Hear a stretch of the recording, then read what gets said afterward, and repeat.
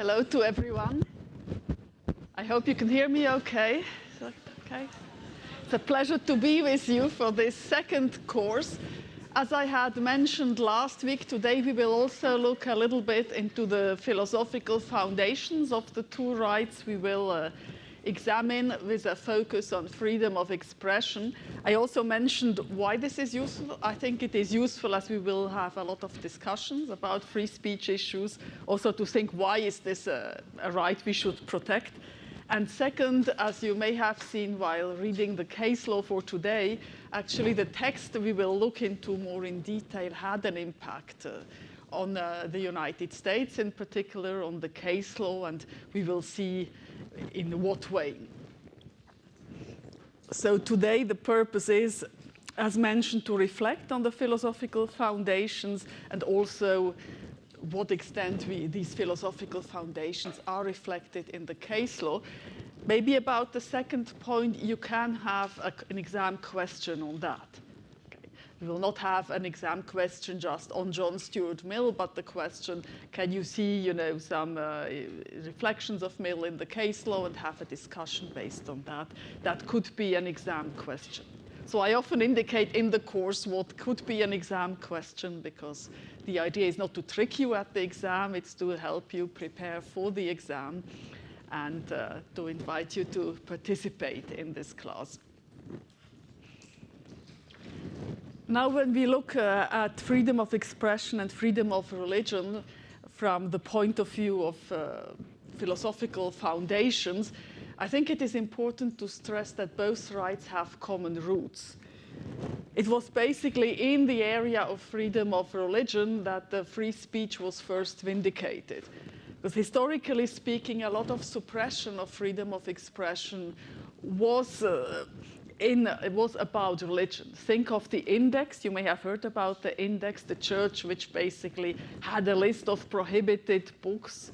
If you think about the Inquisition, it's also about basically excluding, punishing, killing people who don't share the same point of view. And freedom of expression is sometimes also linked to the Protestant movement.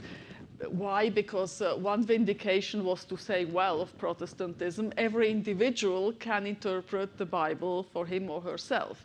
It's not just the monopoly of the church, which tells you this is what the Bible says, but the individual can access the text, can interpret them, and think also that it was with the Protestant movements that the Bible was translated in languages people could actually read before it was all in Latin. So common roots, this idea that there might be different opinions on religious matters, that there is not one just right conception.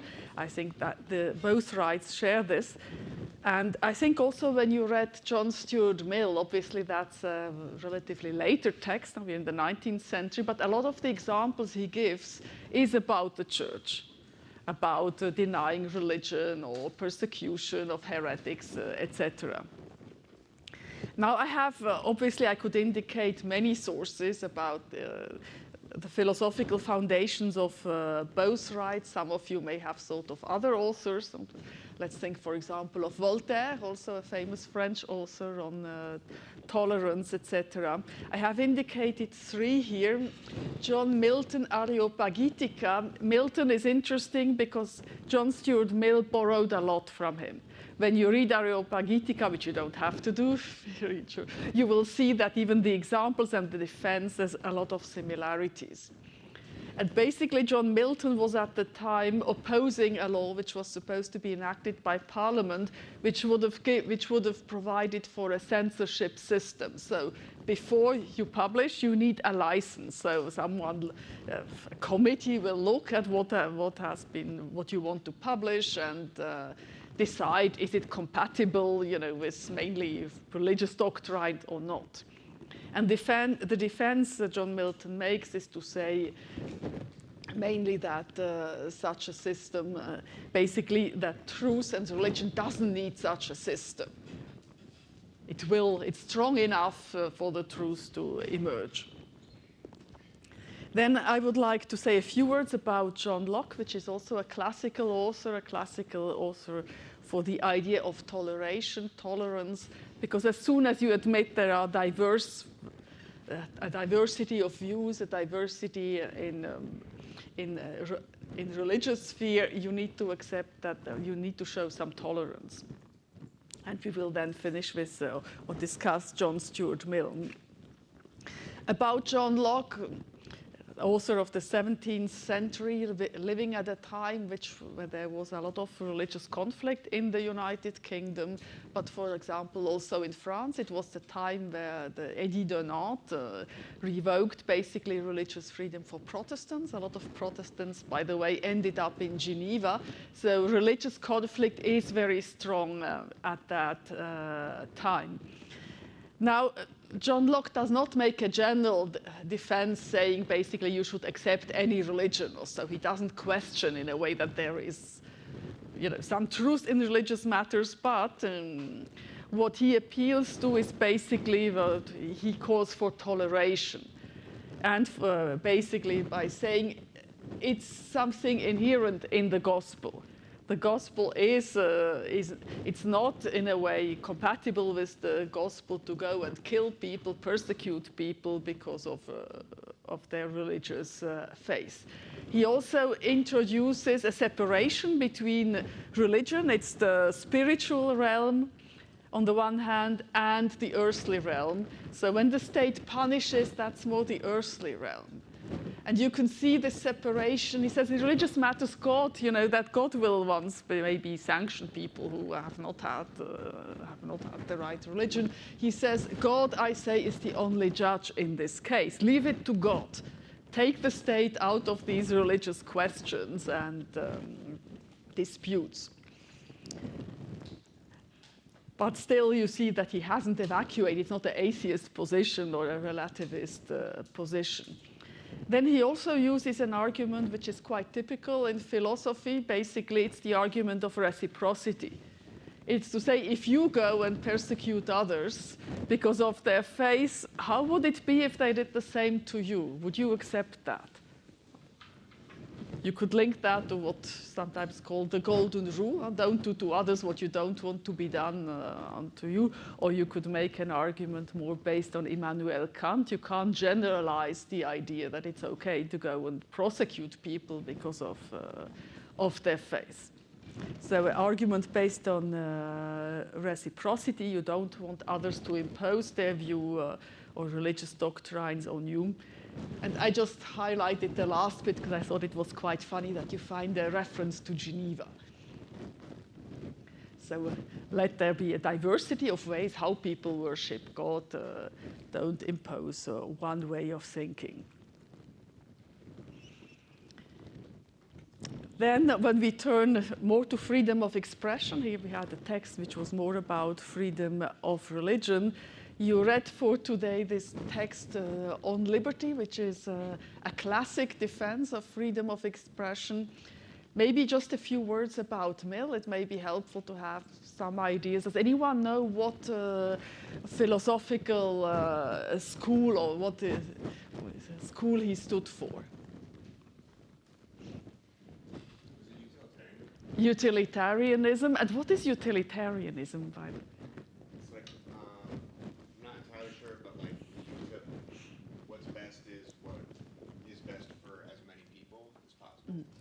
So I think that's his famous sentence, it's the greatest happiness for the greatest numbers. So basically, that was Jeremy Bentham, who was maybe one of the predecessor of Mill, leading scholar of utilitarianism. It's the idea that you will judge actions by their consequences. So it's not so much, Kant, that would be the opposite school, deontological. You do the right thing, you don't look at the consequences. And the utilitarian this would say, what is the outcome? And then the good action is the one which provides the greatest, in a way, satisfies the preferences. In economic terms, economics is very much inspired by utilitarianism of the greatest number. Has anyone seen, once you know that it's that the aim is in a way also satisfy in a way the needs or of as many people as possible? Do you find something like that in Mill's approach when you read his text? It's in a way to say freedom of expression has positive outcomes for society at large, right? Anyone saw something in his defense? Would say, okay, I can see a utilitarian there. Yeah, so he, as he's exploring what could bring us to truth, and the idea that we're trying to go towards this truth that we could somehow reach, dissent and having a new opinion has always been the way that we've evolved. So the only way to move forward is to allow dissent, to then test it, and then see, can we arrive to something that's better? There's stuff in the past that we don't agree with anymore, and the way that we're allowed to move as a society is to contest that, and then truth somehow will win out. So you mentioned the word truth, right? And this is his defense is to say freedom of expression in a way is favorable to the discovery of truth. So you could also say for the progress of society in a way. And you can see this is a social good. This is not just an individual interest. It's not just my individual need. I feel, my dignity is respected if I can talk and bring my views across independently on the outcome. That's not what he's saying so much. He's basically saying we get a positive outcome. And I think here we see that he's a utilitarian scholar. When you look at the first page in your reader, he already basically says that an opinion is not just a personal possession of no value except to the owner. So obviously I hold dear to my opinions, but it's not just that. If I can't express myself, he says basically, you rob the human race, posterity as well as the existing generations, those who dissent from the opinion and those who hold it, from this positive effect that we can get closer to truth. He also talks at some other point about utilities, which would also be quite typical of. It's on page 46. He talks about the score of truth and that of utility. So it's important just to remember his approach is really anchored in utilitarianism. But his book on liberty is also a classic book on liberalism, on saying in a way the state should not interfere. We will get to that when we talk about the limits, unless really the person does something which harms others. So that's the limit and that would exclude, for example, that you will limit freedom of freedom also of action just because it displeases, it shocks, etc. That would not be good enough. So moralistic considerations, etc. So he says freedom of expression advances the truth. What do you think about that argument? It's convincing, less convincing? Can we prove it?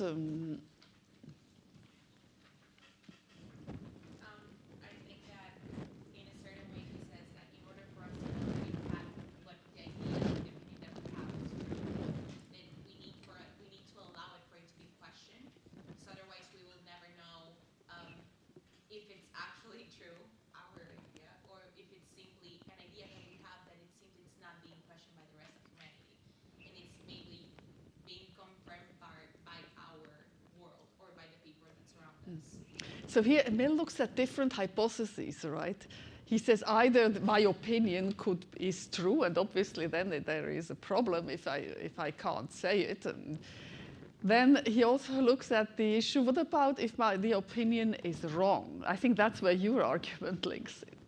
If I'm a flat earther, okay? I come and tell you the earth is flat. Is there an interest in me saying that?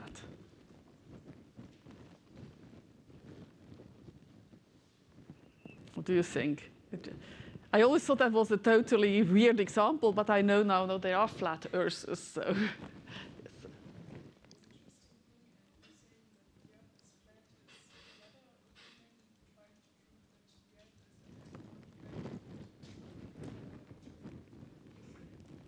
So you're saying basically if I say the earth is flat, I challenge you to explain why is it not flat, right? So you'll have to think hard, how will I explain, what do I know actually, why the Earth is round, etc., so that you will have a better understanding of your own opinions and of your own knowledge, etc. Would everyone say that it's always good in a way to have false opinions out? Because they... I think there's always a risk of misinformation, maybe. That if, for example, there's enough people who says, no, the Earth is flat, more people will believe it, and then we're no longer trusting the things that were already scientifically proven. So you would say, well, maybe Mill hasn't lived today's internet and the misinformation, disinformation, where it's not always so clear. Will that really have a positive impact? This exactly was the point. Like, this was the case in history when you think about it, that a long time everyone believed the Earth was flat and no one believed the scientific methods. And only because the scientific methods spoke out, at some point, this whole belief system changed, and now we believe the Earth is round. So what you're saying is typical of science, so that you basically progress through falsifications. You have some beliefs, we think they are true, but they might get questioned by people who at the time everyone thinks they're mad. Think of Galileo Galilei, who got prosecuted and then walked out and said, well, the Earth still turns. But then you would say, so it's also hard always to know what is the truth. It's easy to say, well, something is true, something is false. And probably Mill would say this is still that this more hypothesis one, that if I silence people who say the Earth is round, we don't make progress.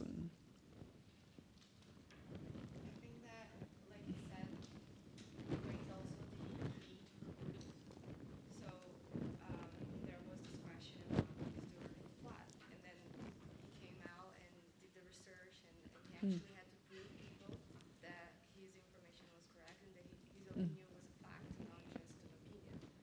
So I think that at some point, although we are probably going through nowadays a lot of disinformation and false information, we also have more of the need to prove things when we are talking about topics. So we don't get lost in just opinions, but we have to kind of give what is fact and what is just something that I believe and like a subject of my culture or experiences. So he also introduced the difference between fact and opinions, right? Which is actually quite relevant, legally speaking, because, for example, for false facts, you can be held liable for if it's defamatory or so. Not just because it's false, but because you obviously harm someone else. And he talks more, and some people might even say maybe about opinions, it's not so much can we even say, are they true or false? Is it not just more subjective? I think he mixes a bit the two together. He doesn't make a very sharp distinction. I saw other people raising their hand as well. If you stay with opinion, of course, scientists can have opinion and estimate, and this estimate is probably closer to the truth than an estimate to someone that is not an expert or not a scientist in that in this respective field. And therefore, not every opinion is or should be valued the same respective to their field. But when we think about all the opinions, we should not. I agree with Mills there that we should not diminish any opinions because they might have more value, or we should diminish them based on their value. Because if we now listen to someone that believes the Earth is flat, we cannot think, oh well, he might have a point there. Eventually, at some point, it will turn out the Earth is flat because a few thousand people lied to us. But we immediately think, it doesn't matter at all. But if we think about during the pandemic, the estimates of scientists, they were much closer to what would happen, and therefore we believe them more. So I think you're right in saying that not every opinion may have the same weight, also in public discourse, etc. And the pandemic is an interesting case because it brings us back again to the limits, where you could say, okay, you had a lot of maybe also misinformation. If I say to you, drink bleach, it will cure you or prevent you from curing COVID. There might be, we can say leave it to others and maybe the truth will emerge through discussion, but I think there would be a problem. I think you see that will turn and will focus on the limits also. When can you say we can limit an expression because it produces tangible harm?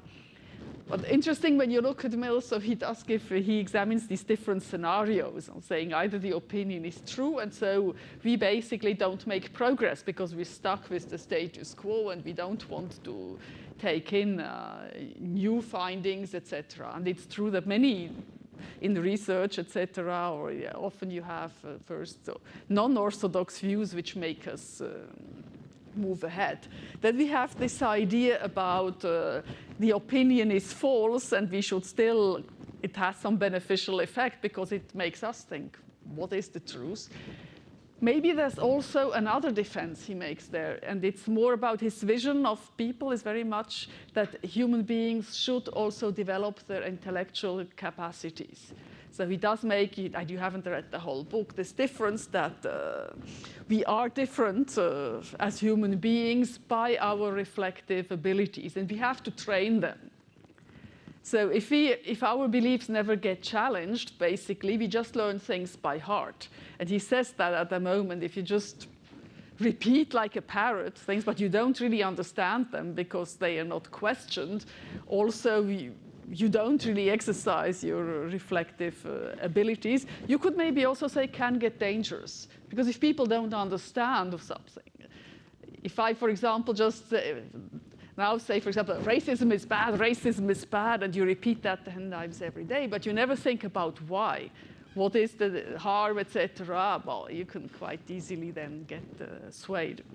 Then he also has a third alternative. It's neither false nor true, and that seems to be quite close to reality as well. What happens also quite often? He describes a third, basically, possibility where neither opinions are true, but more so that connecting between two opinions gets us to the full truth. So basically, to achieve the closest we can get to truth, we need to listen to everyone's opinion because it might contain segments of the truth that we did not think of. So it's this idea also that we have, we are partial. We all have a partial world vision. And he says, well, for everyone, for you, my world is also where I grew up. It's my culture. It's my social standing. It's influenced by a lot of personal things. And so necessarily my worldview will be colored by that.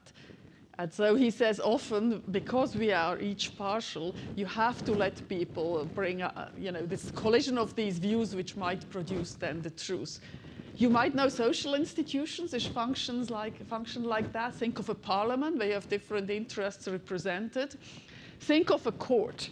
And this is something I still remember when I was a trainee in a law firm. One of the associates told me, every client lies. And I was like, oh, that's a very positive worldview. But clients can lie in the sense that they are partial. They will tell you the facts which are important to them. And then you receive the other party's brief and you're like, oh, had he or she told me, it would have been better. So there, obviously, in a court also you have this idea, diverse adversarial system, different opinions have to be confronted. Mill also looks at one question. You could say we should not limit what you say, your opinions, but how you say it. What about that? Be polite, come on.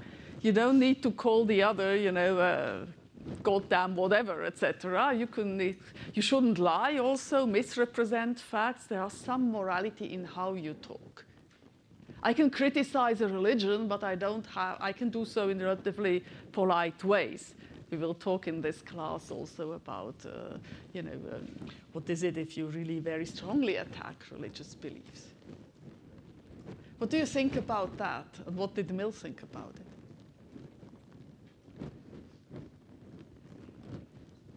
Let's be polite.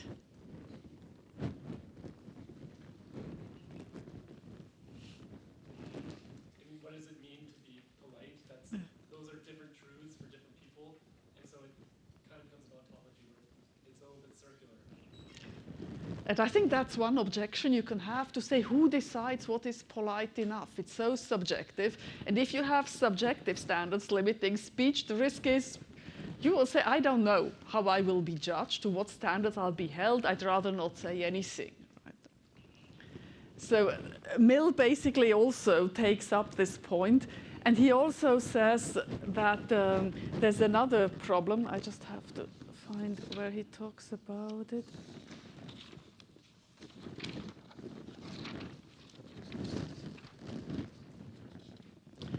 It's on page 51. He said, well, should we then say, you can say what you want if it's temperate, if it's, you do not pass the bounds of fair discussion, and, you know. And then he says basically that there is also one difficulty, that this standard would be applied differently depending on what point of view you defend. Put differently, he thinks it will disfavor minorities. Let's take religion, so those who at the time would have attacked Christian religion, the mere fact that you attack it, you're already impolite. But if someone goes and criticizes the beliefs of a religious minority who no one cares much about, probably people would not be so careful. Does the majority criticize the minority in a fair way? So basically, he says that will always favor the prevailing opinion. And that's actually not what we want. We're more interested in protecting the minorities, because they might, the mainstream generally does not risk much. And he also says, that's then on page 52, that for him, obvious that law and authority have no business in restraining this. So it's also an argument that's maybe a question of morality, and the law cannot regulate everything. We should try, and I think it's something also in education you can try and bring across. You can disagree, but do so in a fair way. Don't go for the throat of your opponent by attacking him or her. But it's for him, and he talks also about a morality of public discussion.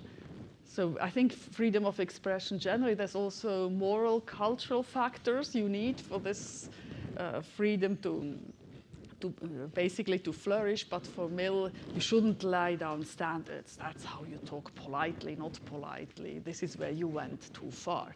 We will see that this way of thinking has had also some impact on the case law later. Then comes the question, what about limits? He talks about the limits to freedom of expression on page 53.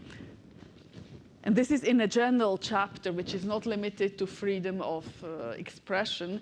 It's basically general limits to what you can say, and also to your actions.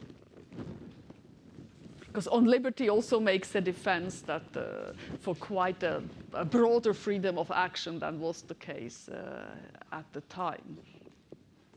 We first have this defense that we should basically let people talk, let people express their opinions, even if it's wrong, it's beneficial.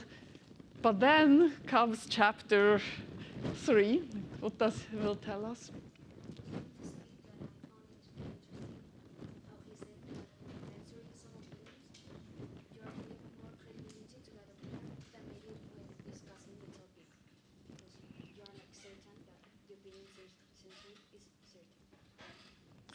Does Mill say that by censoring the opinion you give it more credibility? Or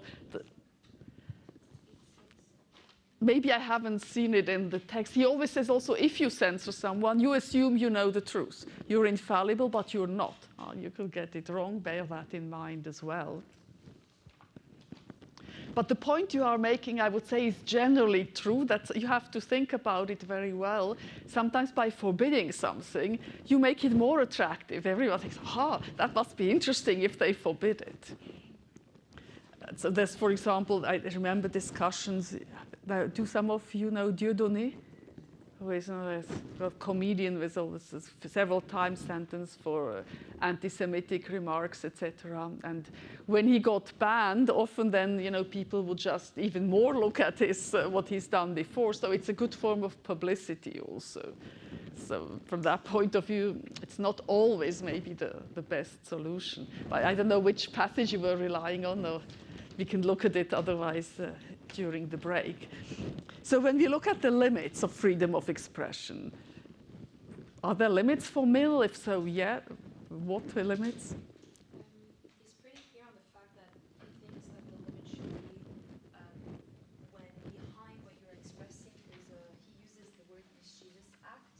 So when there's a bad intent behind what you're saying, and if it causes people to harm others. And well, that's what he said. So he refers to harm, right? The saying basically that also actions and freedom of expression can be limited if they cause harm. Does that in a way, some authors have said, but in a way he's inconsistent. His old defense crumbles. Because he admits very easily, okay, first you say everyone should be able to say everything, and now you say, if it causes harm, limit it. Yes?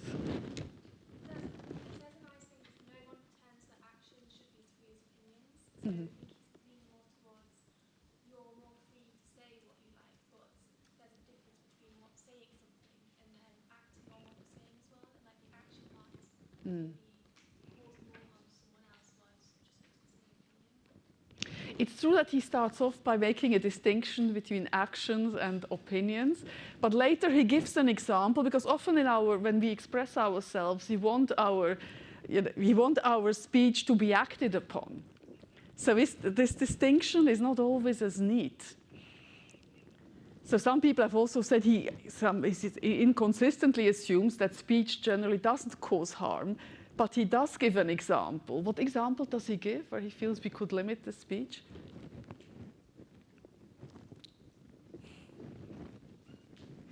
If you're speaking to an angry mob, so if you just have the opinion, he uses corn dealers, you just have the opinion, you're talking about it in a bar, that's not such a big problem as if you're with an angry mob of people saying we should go and do something about this. You're inciting an action and then directly. So he does give this, it's called the corn dealer argument or example. If you talk to a hungry mob, they are very hungry, you say the corn dealers are the cause of your starvation, and people will just probably go and attack the person. And what about if you write, he says, but the same thing, if I criticize corn dealers in a newspaper, should be allowed. Now the question is, it's not always, where is the line then between incitement? If I post on Facebook instructions how to build a bomb, should I be allowed to do that or not? I'm not talking to an angry mob.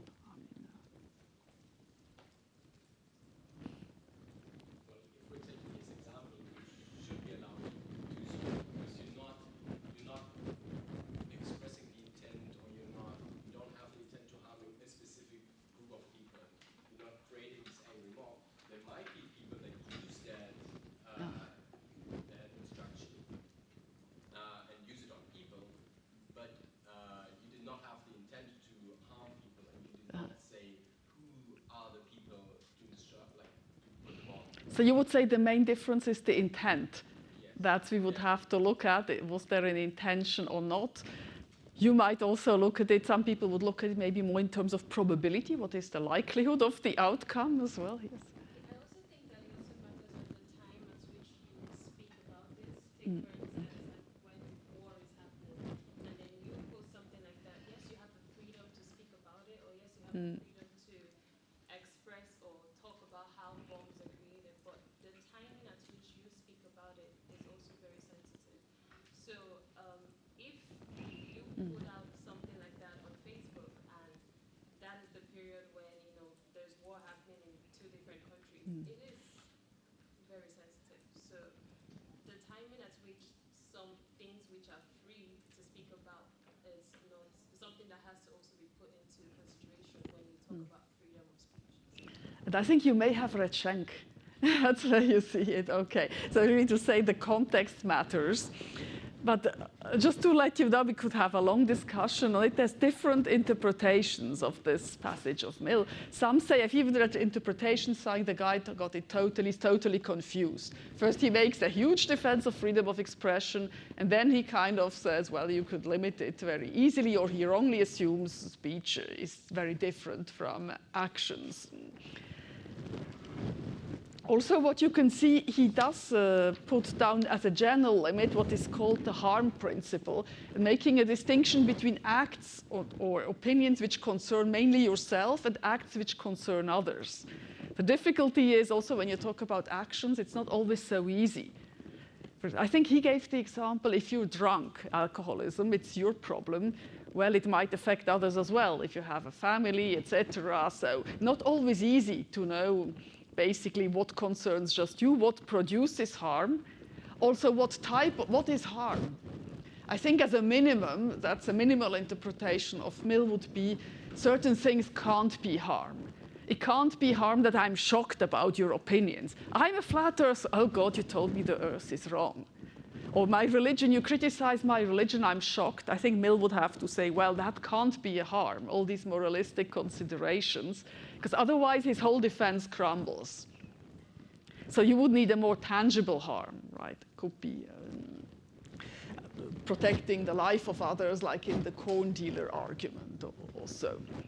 And then you have interpretations saying, well, in a way, what Mill calls for, if there is some tangible harm, it's that balancing, where you would need to factor in that there is also a public interest in letting people talk, voice their grievances, bring forward. So in this balancing, don't forget that freedom of expression has some social value as well. And then there is yet another interpretation, and we will find that later also in the case law, is to say what is specific about the corn dealer argument is that you talk to this mob, and that means you can't have a free discussion. You are not in a discursive setting. So if you cause a panic, for example, people are angry, we will not have a discussion, is that a good idea to go and attack corn dealers, etc. So that would be an optimistic interpretation, optimistic in the abilities of mankind to say, okay, even dangerous opinions can be out there because they will be corrected through free speech. So if I go and write on the internet something which, suggesting someone should get violent or some group or get violent, well, others could counter my expression, etc. That would be, I would say, a very free speech favorable approach, right? Because you don't focus so much, what is the likelihood of the harm? You basically check, would there be time for more freedom of speech? For, in a way, it's the public discourse, the discussion, which would prevent the evil. Now, I don't know how much, would you go as far in interpretation, or would you say that goes too far?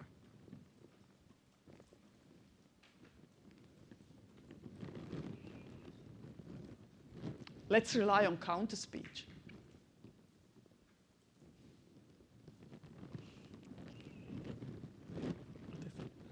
I think particularly in the modern setting, it's so easy to have very closed, insular filter bubbles. Filter knowledge groups where you will never be exposed to counter perspectives. So particularly today, it's very hard to rely on that, having counter arguments.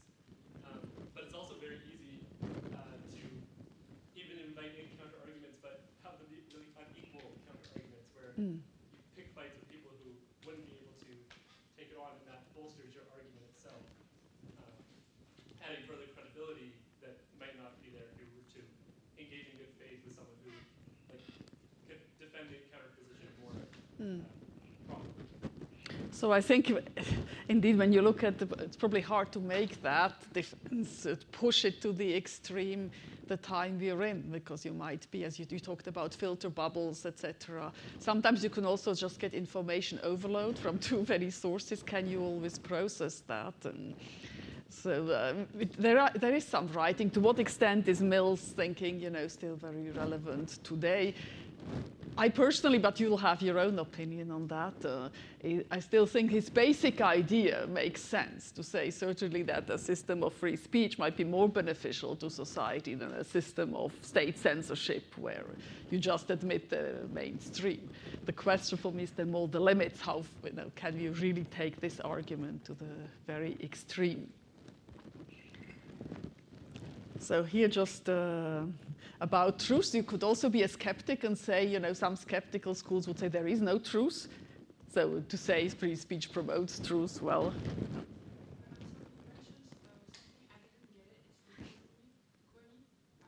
The corn dealer argument. It's when you read Mill on page 53. He gives the example about when could you limit freedom of expression.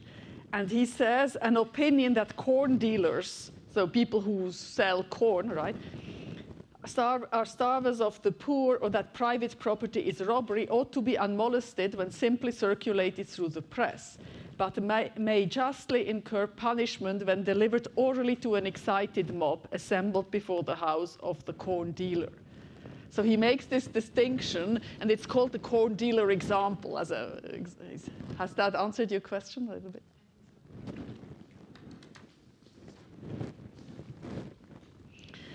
Now, when talking about values underlying freedom of expression, depending on the authors, you will find different values underlying freedom of expression. We've seen that in Mill, it's mainly a reliance on the pursuit of truth. Right? That is for him social, and you can also, I put social progress into brackets because I think it's a related idea. Society advances often through protecting non-mainstream views, etc.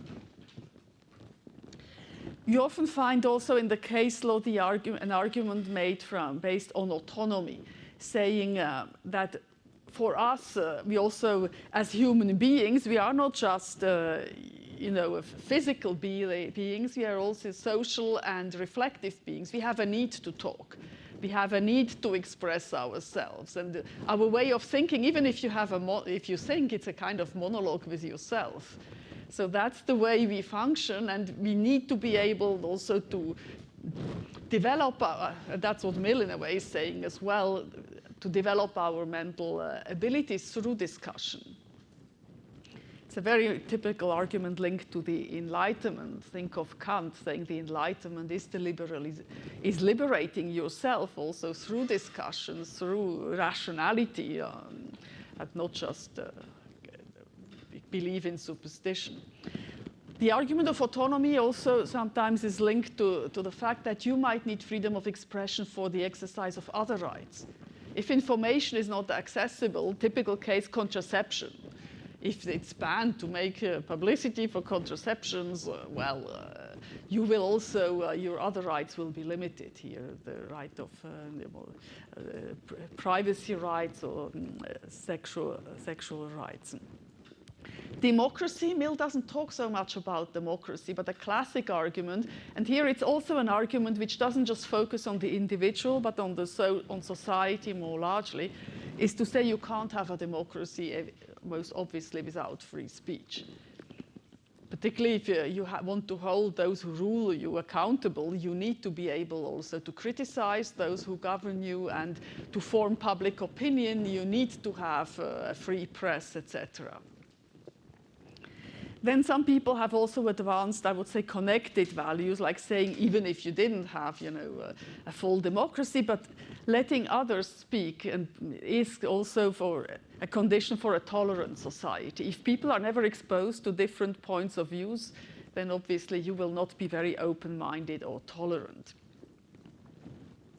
You can also say that you need freedom of expression, basically, to protect minorities and dissident opinions. The mainstream generally doesn't risk much. It's not the mainstream who will get challenged. Then one argument, the balance between stability and change, that basically relates to the fact that if you have a totalitarian society or a dictatorship, often the rulers don't even know what is going on in their country. So you don't adapt. You need as the law and society should be able to evolve. And in a way, everything is frozen. No one can voice their grievances. And all of a sudden, what happens? The whole system implodes. You have a revolution or you have catastrophic outcomes. So that argument says, if there is always freedom of expression, we have a system where society evolves and government evolves, is responsive to the needs of people. And last argument, it's also that if you want to limit power, you want to ensure transparency, you need freedom of expression. And this is not just limited to democracy. Think of corporate power, of whistleblowing, etc. So, or the church also is an institution where you might voice grievances and say certain things don't function properly. So you have a plurality of justifications for freedom of expression. Some authors will put more emphasis on one on the other. And we will see after the break that we find also these values reflected in the case law. So let's have a break and resume in 15 minutes.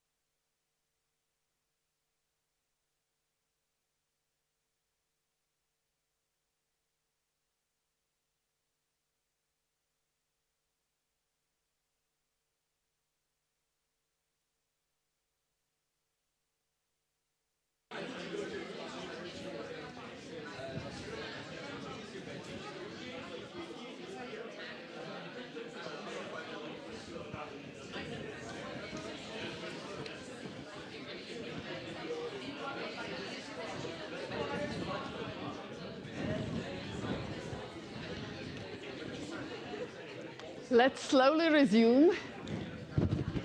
So we discussed before the class.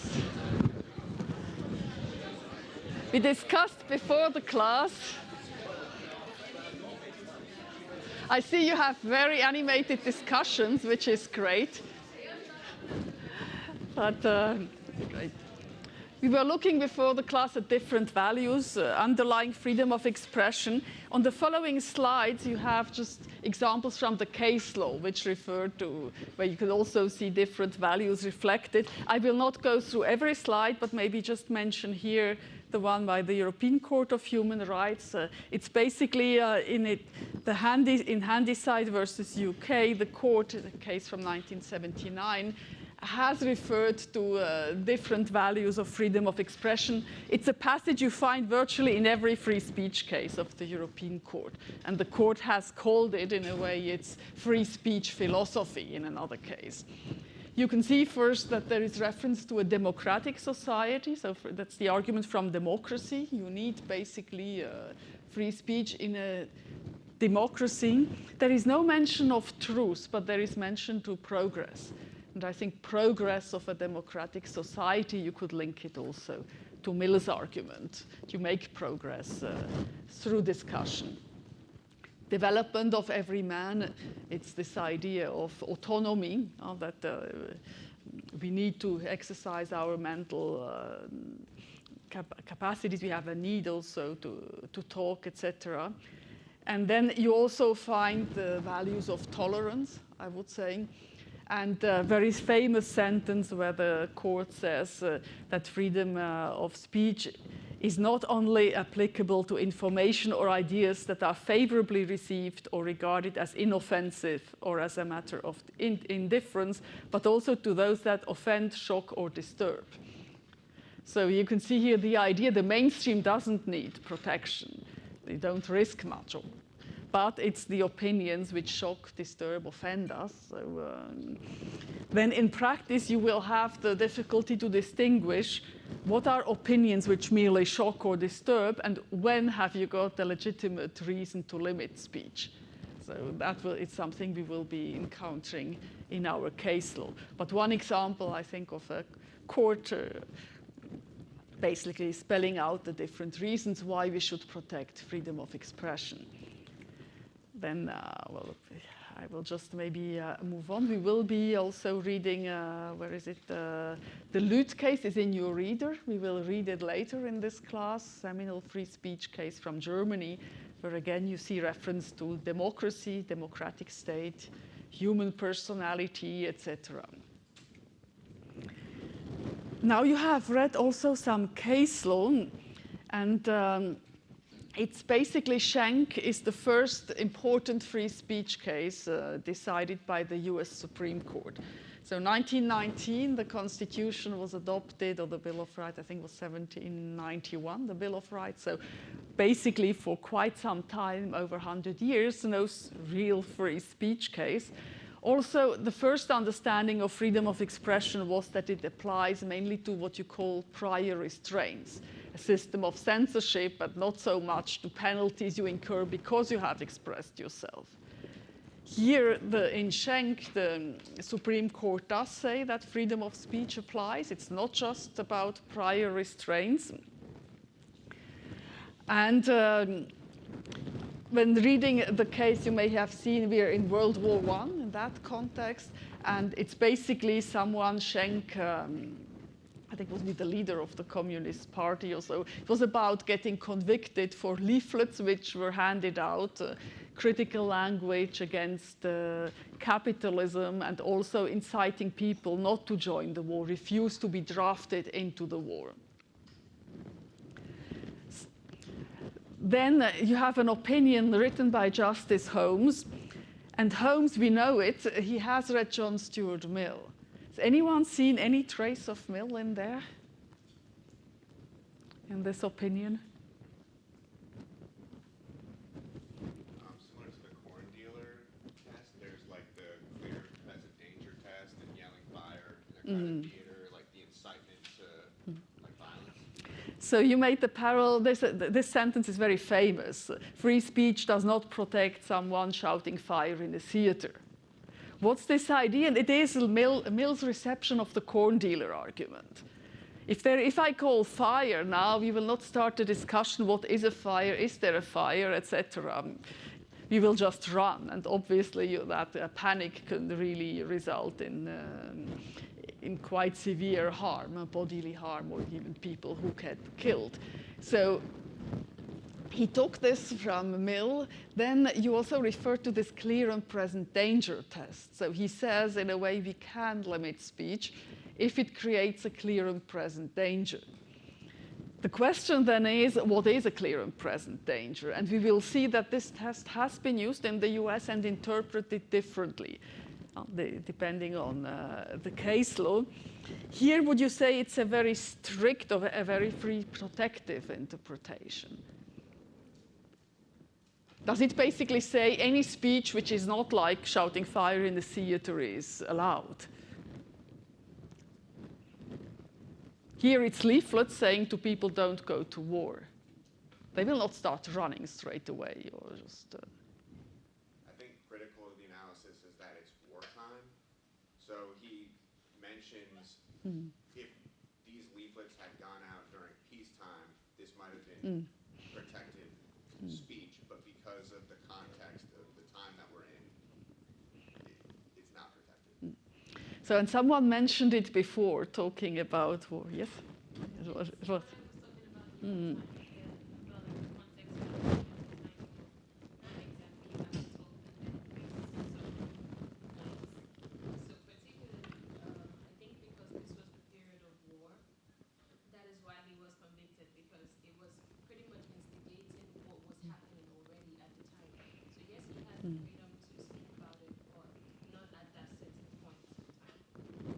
And you find it it was on page 55 that basically we are told that it's a question of proximity and degree. When a nation is at war, many things that might be said in time of peace are such a hindrance to its effort that their utterance will not be endured so long as men fire. It's a long sentence. So what is allowed in peacetime may not be allowed in wartime. So it's a question, proximity, degree. We could also maybe say of probability that the speech will cause harm. Harm here being as hindering the American participation in World War I. The paragraph also starts with that there is a tendency. So sometimes when you read American textbooks, they will talk about the bad tendency test, and saying that is actually not very free speech protective. If you say as soon as something has a bad tendency, you could ban it. But it's one interpretation of the clear and present danger test, which later was called into question. I'm just wondering, at the time of the case, you wouldn't know how long the war was going to last.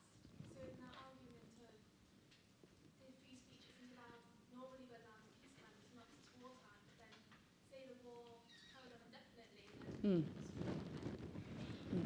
what's the link to when you kind of stop back and say, actually, this is a restricted human right now. So you're saying basically there is a risk with war dragging on that we get in a way also then used to, restricting freedom.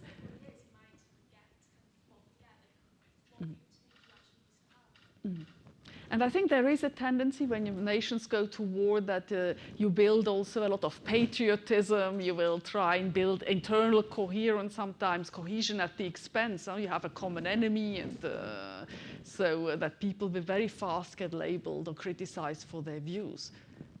Would anyone say, well, we could have just let these people, we didn't need to sanction them?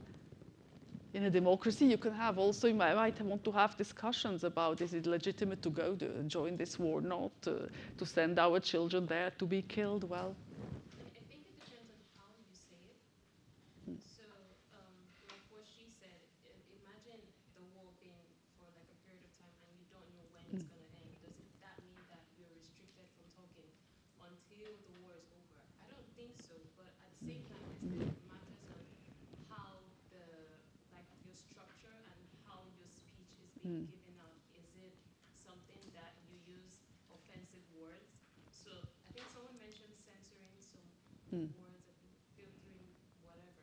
So it pretty much has to be you being polite in expressing yourself and being free to Would you say that is the main criteria, whether it's you talk in a polite way or not? Because we had this discussion looking at the mill. I can see, maybe should we start there? Yes, there's two people raised their hands. I would just like to say that it's maybe a little bit strange to us to say that you're not allowed to say something when it comes to a situation where you really want to say something. Because in this example, what do you get from having the right of free speech when they just say you cannot say something because of a certain situation, when you have this right to express yourself in such situations?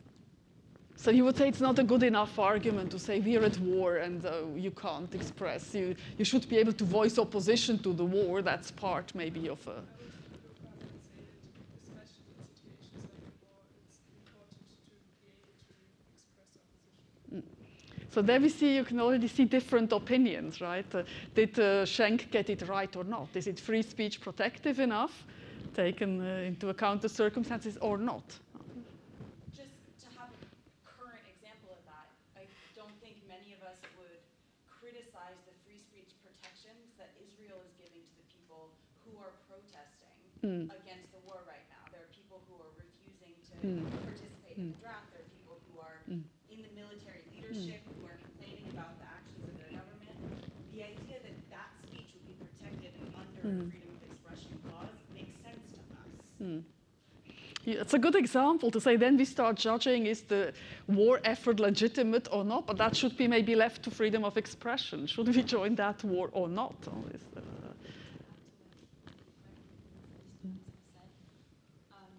think that freedom of speech, if it is convenient, only at a time, in the sense that if we're evaluating freedom of speech with conveniency, it loses its importance in society. And therefore, bouncing off the example you just gave, wars are an excellent example about where the importance of freedom of speech. Because at the end of the day, war is the most violent act humanity has ever done to each other. We're literally killing people. And if we cannot stand up against violence, then all our values crumble. So if you are against war, even though it's a war that your own country is perpetrating, then if you don't have the right to say anything, then freedom of speech loses all its value in that very moment. And it's true, I just realize it's that often, because here you may have a sympathy for saying we should join that war, World War I, etc., you're kind of on the good side. But think, for example, an example you talked about Gaza, Russia, where I'm not sure there's no debate in Russia how the casualties on the Russian side are much higher than on the Ukrainian side. Probably in a democracy, at some point, people start saying, do we want to send our children, to be just killed? And I don't know what the casualties are. Certainly over 100,000, what I've read. But it just came to my head, and I just thought to ask everyone the question as well. So if we're talking about freedom of speech, there are two sides, the opposing and the proposing. So how can you say that, for example, in the cases of war, people who are against war have the freedom to speak? Then the people who are for the war would also have the freedom to speak. And that is also still instigating the war. So that's why I still go back to say we have to have limits to how we speak, because one way or the other, you're either opposing or you're proposing. So in the case of the war, just like we said, if we're all going to say, okay, we are against the war, there's still a lot of Israelites, my bad if anyone is here, who would come online and say, oh, this is our right as well, and we also have the freedom to speak and discuss it. It would still also leash off other people who would say, because they have said this, they're kind of right. And it's going to keep instigating it, and it's not going to have an end. So there still has to be a limit, whether we're in war or we're not in war.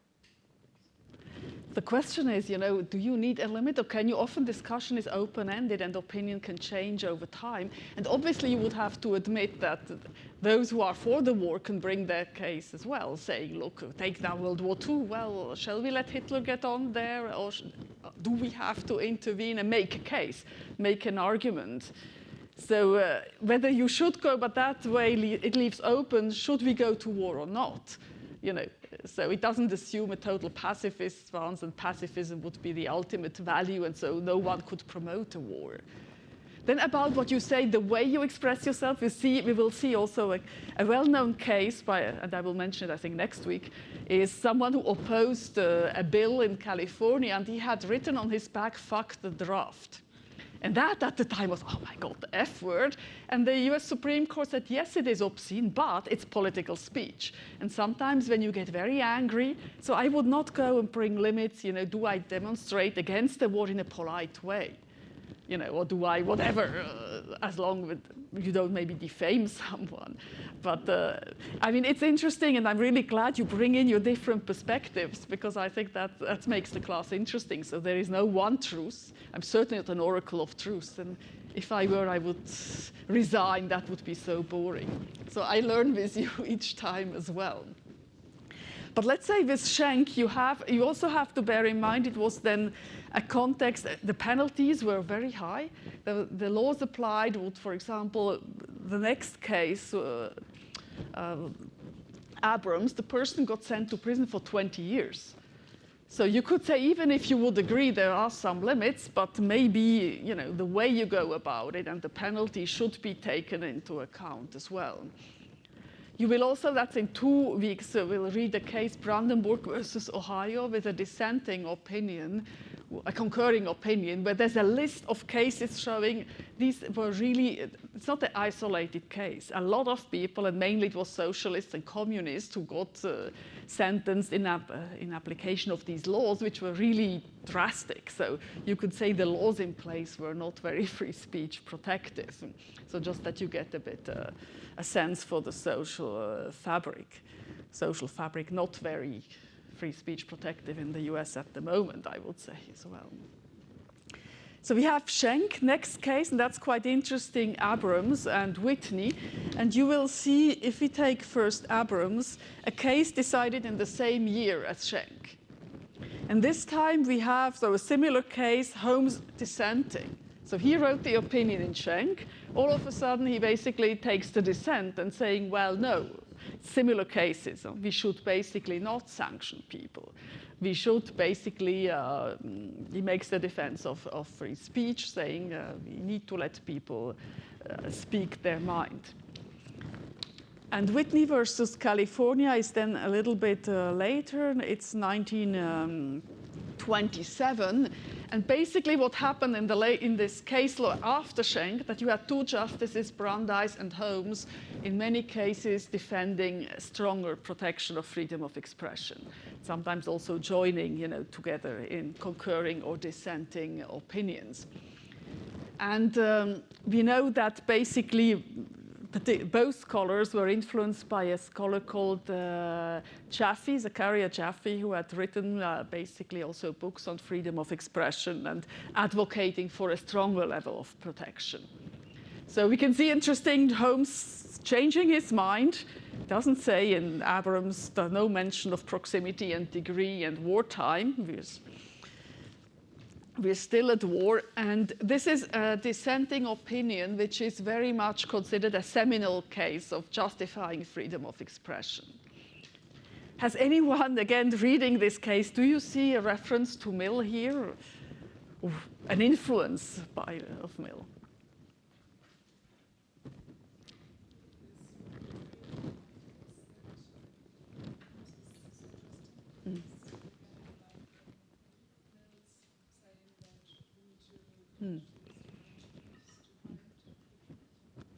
So exactly, you mentioned the free trade in ideas. It's on page 57, the 3rd line. And what is this basically free trade in ideas supposed to produce? It's the best test of truth. The best test of truth is the power of the thought to get itself accepted in the competition of the market. So in a way, taking Mill but using an economic image for it. It's become, in later case law, the Supreme Court talks about the free marketplace of ideas. We should not interfere with the free marketplace of ideas. The truth will, we should just let the free debate produce what the truth is. We know also that Holmes was rather a skeptic, so he did not necessarily maybe believe there is one truth out there, but said, well, under these conditions, maybe even more an argument, let people talk. We will return to this case also next week when we look at the clear and present danger test. Here, basically, also famous quote is when he talks about we should be eternally vigilant against attempts to check the expression of opinions that we loathe and we believe to be fraught with death.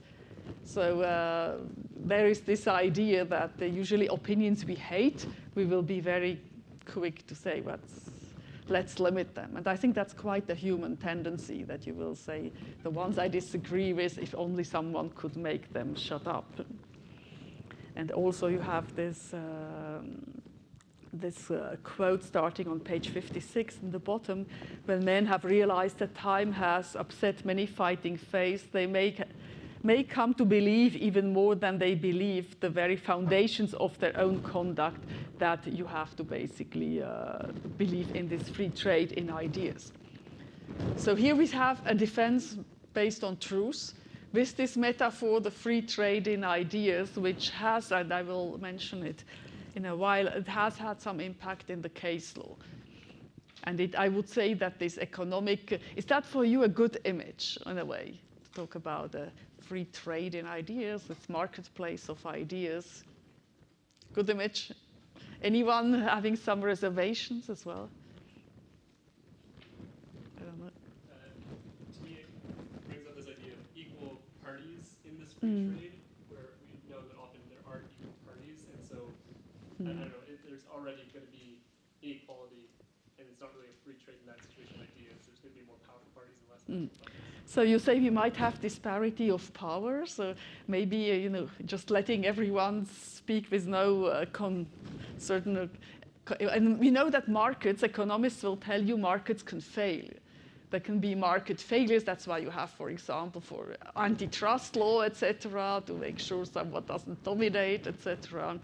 And the speech, if you look at free speech as a commodity, actually often we have governmental regulation because, let's take, for example, a typical example will be research. If you say it's a handoff, well, you will not have much research produced, because who would pay me for my brilliant ideas? Probably no one.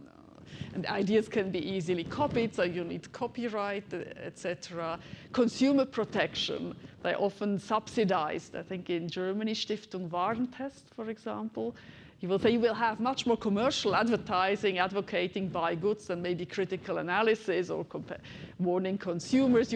So the state sometimes does actually interfere by putting in the framework conditions. Maybe you could also say the analogy to the extent we don't sell ideas necessarily. It's more that the opinion gets formed through the encounter of ideas. It's not like I sell you an idea, you give me money necessarily back. But we can see the basic idea that we should let people talk and that this will be more beneficial.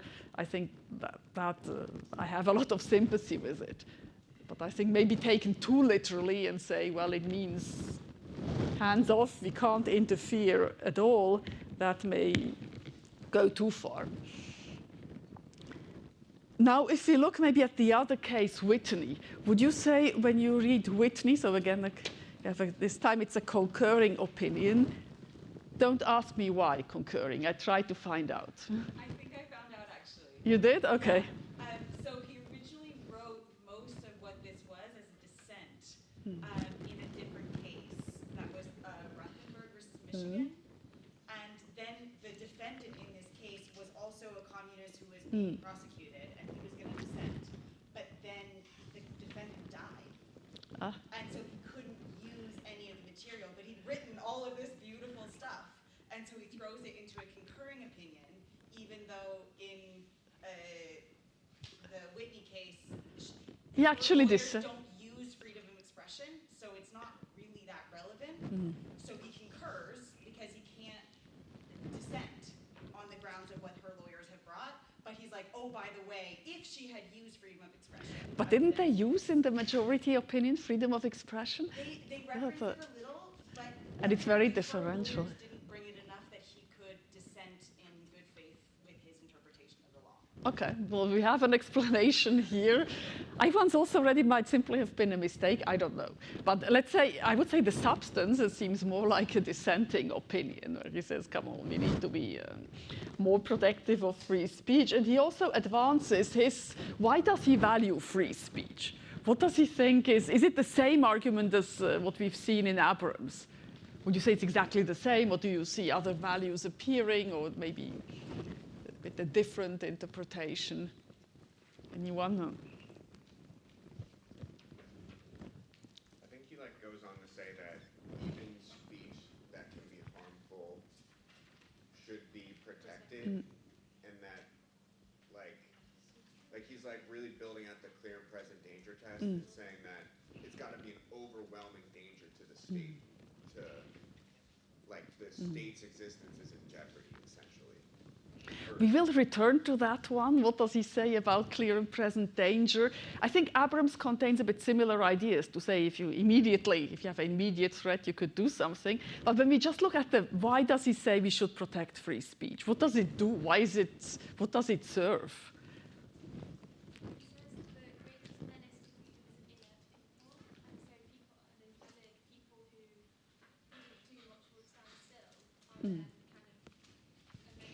We don't want inert people, kind of switch off. And why is that not good if we have inert people? Matrix, it's a bit Matrix. We don't get, and could you think of a political regime where actually we maybe don't want switched off people? Dictators won't mind if you say switched off. All the better. I don't have to send in the secret police all the time. I think his argument is very much built on democracy, where he sees as democracy functions through public discussion, right? And he also believes a lot, it's still the influence of the Enlightenment, the power of reason he mentions as applied through public discussion. So basically, we should have faith also in human reason. We should not just, suppress expression. People can make sound decisions if they can talk, if they can also exercise their mental faculties. So, and that supposes, when we look at it, it's the paragraph starting with 375, page 61. And so he also talks about people should be free to develop their faculties. It's this idea we're rational beings. We can basically, but we have to exercise our mental faculties. It's something you train, otherwise you're inert if you don't exercise it. He believes in the deliberative forces, so it's the vision of a deliberative democracy. He talks later on about that freedom of speech also important, that he says that they, the founding fathers, they valued liberty both as an end and as a means. So it's a broader defense than the one in Abrams. You could say freedom of speech as an end, it's the argument from autonomy. Even if the speech doesn't necessarily produce the best outcome, it helps people to develop themselves and their mental faculties as human beings. So it's an end in itself. We value freedom as an end, but also as a means. And then the means, he talks then about the discovery and spread of political truths. Truth appears, but political truths, which I would say I would link it closer to democracy. That's where you look for, or maybe some people would also say justice. It's sometimes about having just decisions. And he says then you need free speech, otherwise you don't have any discussion. And also that he says discussion affords ordinarily adequate protection against the dissemination of noxious doctrine and the greatest menace is an inert people. So it's this phase in discussion. Let people talk, and that will basically bring out better solutions. He also then has this famous sentence that fear breeds repression, repression breeds hate, hate menaces a stable government. So basically we don't get anything positive from repression. Further on, it's page 81 at the top. He also talks about tyrannies of majorities. So again, we need to protect minorities, dissent. It's the dissent who risks more than the mainstream. And we can see, again, this idea of the Enlightenment, and to say, basically, we need free speech also because we are rational beings, but we have to exercise that rationality. When he says, it's the paragraph starting with 35, men feared witches and burnt women. It is the function of speech to free men from the bondage of irrational fears. So if we can't really discuss and understand different points of views, we basically remain irrational. So I would say we have here a defense really building a lot on, you could find the argument of democracy in it, the argument from autonomy, the idea, when I say democracy, of a deliberative democracy, and also you have to protect dissent, etc. Certainly also a vision that you will not privilege just security over liberty. He says somewhere the founding fathers were not cowards. They didn't exalt safety above liberty. There have been interpretations, mainly a book. Has anyone read something by Cass Sunstein, the famous American constitutional lawyer, was also an advisor to Barack Obama. And he refers to Abrams and Whitney, saying that in a way he interprets them as two different visions. He opposes this marketplace vision as one which would protect more deliberative democracy, and deliberative democracy requiring, in Sunstein's basic in view, for example, also maybe special protection of the press, also subsidies sometimes to the press, that if you just privatize everything, you will have a lot of, and that's a problem in many states now, that a lot of newspapers die and you will end up just with a few. So, and Sunstein's point is that maybe in the United States you would also sometimes benefit from ensuring that there is better quality information, and that may need some regulation. Which brings me a bit to the critique of this marketplace of ideas metaphor, or how it has been interpreted. This just as a little thing to laugh. There was basically discussion about the media. And mainly under Ronald Reagan, there was a deregulation. And before there was something called the fairness doctrine that, for example, newspapers should try and represent different points of view, or the audiovisual media. And basically that reglementation then was considered incompatible with the free marketplace of ideas. Government should not interfere here and regulate. And you may wonder, what is this toaster doing there? Maybe some of you are hungry, I don't know. No, but it's because the president of the Federal Communication Commission at the time says there is no reason to treat the media differently. A TV is just a household appliance, like a toaster or something else. So I'm not sure, let you think about that. Is that just a good image to say the media are like a household appliance? But so deregulation and of the media, whereas you have often in European countries still this idea that, for example, broadcasting can be a public service, and it's the case in Switzerland. Then there was also quite some case law. You mentioned before there can be inequalities in the marketplace of ideas. And there's quite a bit of case law. Are there limits how much money you can spend, for example, in election campaigns, or when there is also a votation on a referendum or so? You may know that in the United States, the amount of money, spent on election and supporting candidates is astronomical. I don't remember the figures exactly, but it's certainly much more, certainly we would find here. And so there were attempts to say, well, there are some limits. So we don't want the extremely rich people, for example, or corporations to have too much impact. Buckley versus Valeo, I must admit that the American system of how you regulate campaigns and how there's different forms of how you contribute is a bit complicated. But basically, there was a restriction as an individual. You can't contribute above a certain threshold. And the Supreme Court there basically said that the idea, the concept that government may restrict the speech of some elements of our society in order to enhance the relative voice of others is wholly foreign to the First Amendment. And it also said that money is speech. That was also something which was debated, is the capacity to fund a candidate, is that speech? Yes, that is speech. And this equalizing rationale to say, well, some people will not have any impact, they are too poor, etc., and some rich ones have too much impact. That is an interference with the free marketplace of ideas. Similar approach in First National Bank versus Bellotti, that was about a referendum.